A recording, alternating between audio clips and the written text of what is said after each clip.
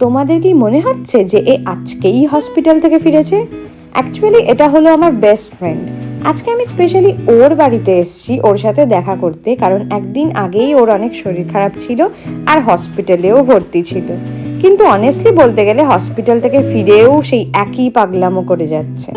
এখানে চলে এসেছিল আন্টি চা নিয়ে। চা খেতে খেতে অনেক দিন পর জমিয়ে আড্ডা হলো, অনেক গল্প হলো। তারপর আমি বেরিয়ে পড়েছিলাম একটা রেস্টুরেন্টে আসার জন্যে, কারণ এখানে আজকে লাইভ মিউজিক চলছিল। जैसे अंधेरों में तुम चांदनी बन गए, कई चांद तारों को मशहूर इतना क्यों, कब वक्त इनसे भी खूबसूरत है तू। I love you too, yeah, yeah, yeah. Menu দেখে লিটারালি কনফিউজ হয়ে গেছিলাম যে কি খাবো, কিছুই বুঝতে পারছিলাম না।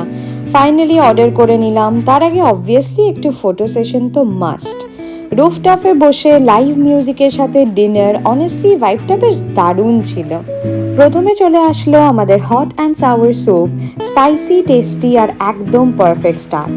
যারা স্পাইসি খেতে পারো তারাই এই স্যুপটা ট্রাই করো, খুব ভালো লাগবে। মেন কোর্সে আমরা আনিয়েছিলাম egg Hakka noodles with chilli chicken. এই দুটোর কম্বিনেশন তো আমার বেস্ট লাগে। তোমাদের কার কার ভালো লাগে কমেন্টে জানিও। সো এখানে সার্ভ করে দিল নুডলসটা, তারপর চিলি চিকেন। আর আমার তো খুবই খিদে পেয়ে গেছিল, সো আমি এখানে ট্রাই করে নিলাম চিলি চিকেন আর নুডলসটা, অ্যান্ড ইট ওয়াজ গুড। আর এই সবের সাথে কোল্ড ড্রিঙ্ক তো মাস্ট। সো আমার ডিনার তো এখানেই কমপ্লিট।